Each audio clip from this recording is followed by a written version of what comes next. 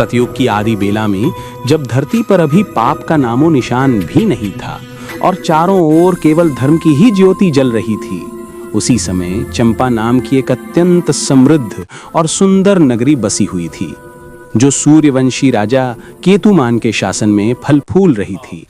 राजा केतुमान बड़े ही धर्मपरायण, दानी और प्रजावत्सल थे। उनकी रानी का नाम सुशीला था, जो सौंदर्य और गुणों की खान थी। दोनों पति पत्नी बड़े प्रेम से रहते थे, किंतु उन्हें कोई संतान नहीं थी, जिसके कारण राजा को सदैव ये चिंता सताती रहती थी कि मेरा राज्य का उत्तराधिकारी कौन बनेगा।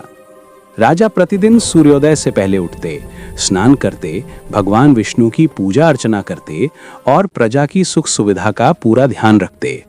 नगर में चारों वेदों की ध्वनि गूंजती रहती, यज्ञ होते रहते, ब्राह्मणों को दान दिया जाता, चारों ओर सुख शांति का वातावरण था। किंतु दूर हिमालय में जो माया नाम के दानव थे, उनकी राज्य की समृद्धि से द्वेष था और वे हमेशा राजा को नुकसान पहुंचाने का अवसर खोजते थे। गुफाओं में एक भयानक असुर रहता था, जिसका नाम था मुर। ये मुर 5 सिर वाला 10 भुजाओं वाला राक्षस था। उसकी आंखें अग्नि की तरह जलती थीं और शरीर पर्वत के समान विशाल था। मुर की महत्वाकांक्षा थी कि वो इंद्रलोक पर आक्रमण करके स्वर्ग को जीत ले, किंतु वो देवताओं की शक्ति से डरता था। इसलिए उसने एक चाल चली और सोचा कि यदि मैं मानव लोक में आतंक फैलाऊंगा तो देवता स्वयं मेरे सामने आएंगे और मैं उन्हें परास्त करके स्वर्ग का स्वामी बन जाऊंगा। एक दिन मुर ने अपनी विशाल असुर सेना को इकट्ठा किया। उसकी सेना में लाखों राक्षस थे, कुछ हाथी जैसे विशाल तो कुछ सांप जैसे फुर्तीले। मुर ने गरजते हुए कहा, हे असुरों, आज हम चंपा नगरी पर आक्रमण करेंगे। राजा केतुमान को मारकर उसका राज्य लूटेंगे और फिर स्वर्ग पर चढ़ाई करेंगे। रात के घने अंधेरे में असुरों ने नगरी पर धावा बोल दिया। आकाश में काले काले बादल छा गए, बिजलियां कड़कने लगी। असुरों ने नगर की ऊंची ऊंची दीवारें तोड़ डाली, घरों में आग लगा दी। प्रजा चीखती चिल्लाती इधर उधर भागने लगी। सैनिकों ने बहादुरी से मुकाबला किया, किंतु मुर की शक्ति अपार थी। वो एक ही वार में सैकड़ों योद्धाओं को मार गिराता। राजा केतुमान ने स्वयं तलवार उठाई और युद्ध भूमि में कूद पड़े। उन्होंने मुर पर बाण चलाया, किंतु मुर ने हंसते हुए कहा, रे मानव, तू कौन है जो मेरे सामने खड़ा है? मैं मुर हूं, जिसे ना आदिदेव शिव ने रोका ना ब्रह्मा ने। राजा ने कहा, हे दुष्ट, ये चंपा नगरी भगवान विष्णु की कृपा से बसी है, तू यहाँ का विनाश नहीं कर सकेगा। किंतु मुर ने अपनी 10 भुजाओं से राजा को पकड़ लिया और उन्हें जमीन पर पटक दिया। रानी सुशीला रोती हुई राजा के पास पहुंची, किंतु असुरों ने उन्हें भी बंदी बना लिया। पूरी नगरी जलकर राख हो गई, केवल राजमहल का एक कोना बचा, जहां राजा घायल अवस्था में लेटे थे। राजा को गहरा दुख हुआ। वे सोचने लगे, मैंने जीवन भर धर्म किया, दान दिया, फिर ये विपदा क्यों आई? घायल शरीर लिए वे वन की ओर चल पड़े। वहां एक विशाल बरगद के वृक्ष के नीचे बैठकर उन्होंने भगवान विष्णु की स्तुति आरंभ की। हे नारायण, हे जगन्नाथ, हे कमल नयन, मैं आपका दास हूं। मेरी प्रजा मारी गई, मेरा राज्य छिन गया। यदि आप ना आए, सर्वशक्तिमान हैं, तो मेरी रक्षा करें। मैं आपके चरणों में समर्पित हूँ। राजा ने 11 दिन तक कठोर उपवास किया, न जल पिया न अन्न खाया, केवल भगवान का नाम जपते रहे। उनकी आंखें सूज गईं, शरीर दुर्बल हो गया, किंतु मन अडिग रहा।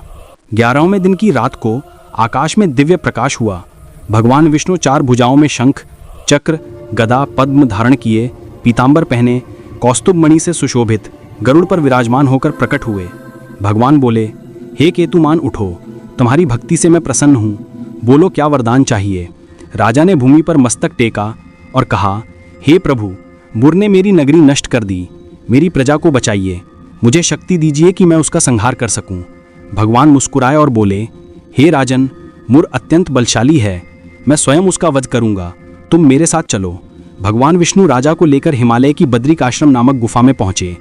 वह गुफा अत्यंत विशाल थी, 68 योजन लंबी, जहां कोई प्रवेश नहीं कर सकता था। भगवान ने राजा को गुफा के बाहर छिपा दिया और स्वयं अंदर चले गए।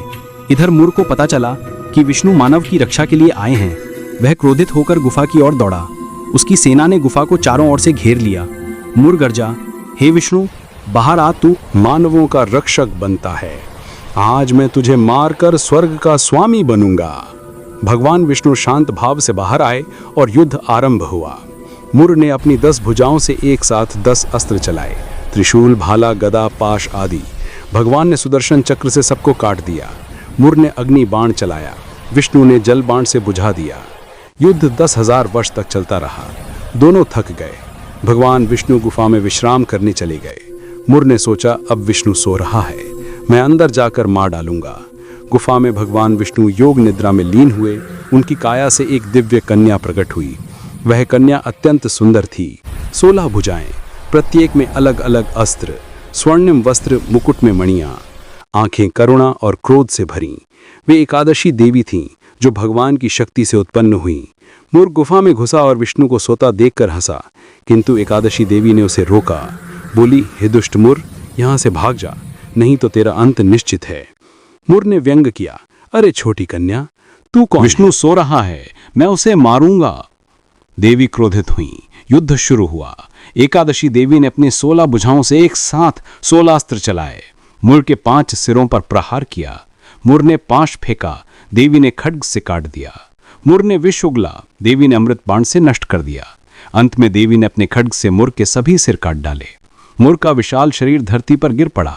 उसकी सेना भाग खड़ी हुई। भगवान विष्णु जागे और देवी को देखकर मुस्कुराए। बोले, हे कल्याणी, तुम मेरी शक्ति से उत्पन्न हुई हो। तुमने मुर का वध किया, इसलिए आज का दिन उत्पन्ना एकादशी कहलाएगा। जो मनुष्य इस दिन मेरा व्रत रखेगा, उपवास करेगा, मेरी पूजा करेगा, उसे पापों से मुक्ति मिलेगी, स्वर्ग प्राप्ति होगी और सभी मनोकामनाएं पूर्ण होंगी। देवी ने प्रणाम किया और भगवान में विलीन हो गईं। भगवान ने राजा केतुमान को बुलाया और उनकी नगरी पुनर्जीवित कर दी। प्रजा को जीवित किया और मुर की सेना नष्ट कर दी। राजा ने भगवान के चरण पकड़कर कहा, हे प्रभु, ये सब संभव कैसे हुआ? आपकी लीला है। भगवान विष्णु ने राजा को व्रत की विधि बताई। मार्गशीर्ष कृष्ण एकादशी को सूर्योदय से पहले उठें, स्नान करें, स्वच्छ वस्त्र पहनें, भगवान विष्णु की मूर्ति स्थापित करें, तुलसी पत्र फल फूल चढ़ाएं। दशमी की रात से उपवास शुरू, केवल फलाहार। एकादशी को पूर्ण उपवास, न जल न अन्न, केवल भगवान का स्मरण। रात को जागरण, भजन कीर्तन। द्वादशी को पारण, ब्राह्मण भोजन के बाद इस व्रत का फल है 1000 अश्वमेध यज्ञ का पुण्य। सभी पाप नष्ट, मुर जैसे दुष्टों से रक्षा, संतान, धन, स्वास्थ्य, मोक्ष। ये कथा सिखाती है कि भक्ति और उपवास की शक्ति से असंभव भी संभव हो जाता है। राजा केतुमान की भक्ति से एकादशी देवी उत्पन्न हुई, जो आज भी व्रत रखने वालों की रक्षा करती हैं। जो इस व्रत को करता है उसे भगवान विष्णु की कृपा सदैव प्राप्त होती है। ओम नमो भगवते वासुदेवाय।